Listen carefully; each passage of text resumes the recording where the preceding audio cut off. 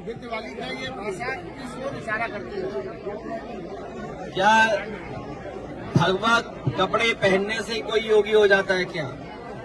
और हमारे भारत के लोग और खासकर गांव के लोग रामायण को जानते हैं, देखते हैं रामायण को। वो ये भी जानते हैं कि सीता माँ का अपहरण जब हुआ था तो रावण भी साधु के भेष में आया था। ये जन जन जानता है, पूरा प्रदेश देश जानता है। जितने लोग सनातनी लोग हैं वो जानते हैं, हिंदू समाज के लोग जानते हैं जो है कि जब रावण को सीता माँ का हरण करना था तो रावण साधु के भेष में आया था। इसलिए हमें और आपको सबको बहुत सावधान रहना पड़ेगा ऐसे लोगों से जिनका व्यवहार भाषा बहुत खराब हो गई है, अनडेमोक्रेटिक लैंग्वेज बोल रहे हैं, जो कह रहे हैं कि सोशलिज्म समाजवादी जानते ही नहीं है। ये एम्बुलेंस का काम, समाजवादी मतलब सबका साथ, समाजवादी मतलब सबको सम्मान, समाजवादी मतलब सबको साथ लेकर चलने का। हमारे मुख्यमंत्री कुछ जानते ही नहीं है। ये पहले मुख्यमंत्री हैं जो कुछ जानकारी नहीं रखते हैं। इनसे पूछो समाजवाद, इन्हें समाजवादी नहीं पता है। इनसे पूछो लोकतंत्र, तो उसका भी नहीं पता इन्हें। चलिए मैं चैनल के लोगों को बधाई देता हूं और जनता, ये जो देश की और प्रदेश की जनता देख रही है, उत्तर प्रदेश की जनता इस बार भारतीय जनता पार्टी ने, जिन्होंने महंगाई, बेरोजगारी और किसानों को बर्बाद किया है, हमारे भाईचारा को, ये योगी जी को भेज देंगे इसकी लाइफ के लिए। अभी पढ़ ले रहे, ये जो बिजली का इंतजाम अभी तो बीरपुर वालों ने मुझे दिया है बहुत सारे कागज। ये जो बिजली के बारे में मुख्यमंत्री जी सदन में बोल रहे हैं, मैं अपने पत्रकार साथियों के सामने कहना चाहता हूं, मुख्यमंत्री जी ने और भारतीय जनता पार्टी ने एक भी बिजली का कारखाना नहीं लगाया। अगर कोई बड़ा बिजली का कारखाना लगाया हो तो बता दें। एक बिजली का कारखाना नहीं लगाया। और जिन तारों से बिजली घर घर पहुंचती है, जिन ट्रांसमिशन लाइनों से, जिन सब स्टेशनों से, ये सब सबस्टेशन और ट्रांसमिशन लाइन समाजवादियों ने बिछाई थी। इन्होंने हर चीज को खराब कर दिया। ये इनका बस चले तो ये एक्सप्रेस को भी खुदवा दें। इन्होंने महाकुंभ में तमाम हमारे श्रद्धालुओं की जान ले ली, कोई मदद नहीं की।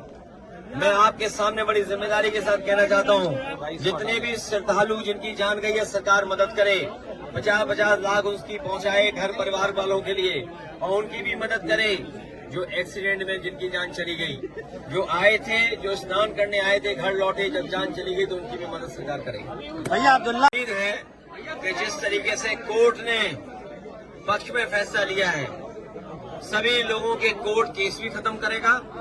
और इसी तरीके से आप देखेंगे जितने भी समाजवादी लोगों को झूठा फंसाया है, चाहे वो आपके आजमगढ़ के विधायक रमाकांत यादव हों, एक हमारे प्रजापति जी हैं अमेठी के, उनकी पत्नी को मुख्यमंत्री जी ने भरोसा दिलाया था कि बहुत जल्दी उनके केस वापस हो जाएंगे, उन्हें रिहा कर दिया जाएगा।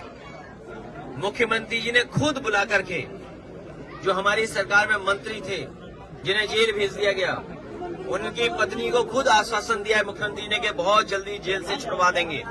इसी तरह इरफान सोलंकी जो जेल में, वो भी छूटेंगे। तमाम हमारे पार्टी के वरिष्ठ नेता, तमाम मोहम्मद आजम खान साहब, न केवल उन्हें भारतीय जनता पार्टी और सरकार न्यायालय से उन्हें न्याय मिलेगा, बल्कि न्यायालय उनके केस भी खत्म कर देगा।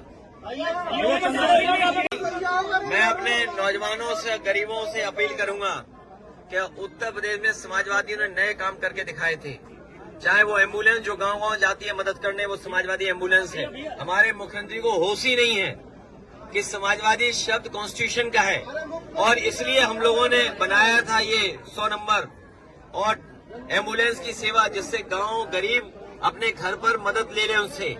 एम्बुलेंस गांव घर पहुंचती थी, 100 नंबर वाली गाड़ी पहुंचती थी। अगर 100 नंबर और एम्बुलेंस और अस्पतालों को किसी ने बर्बाद किया है तो उत्तर प्रदेश के मुख्यमंत्री जो योगी नहीं है।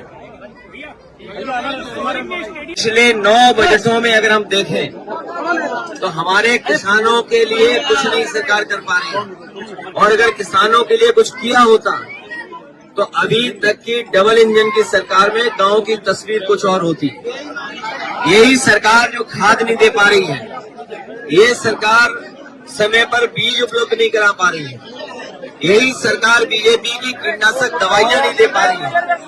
अगर हमारे किसानों का नुकसान हो रहा है तो उसकी भी सरकार भरपाई नहीं कर पा रही है। किसानों को जहां मेहनत करके अपनी फसल तैयार करने का मौका मिलता है, वहीं 2 सींग वाले भी परेशान कर रहे हैं।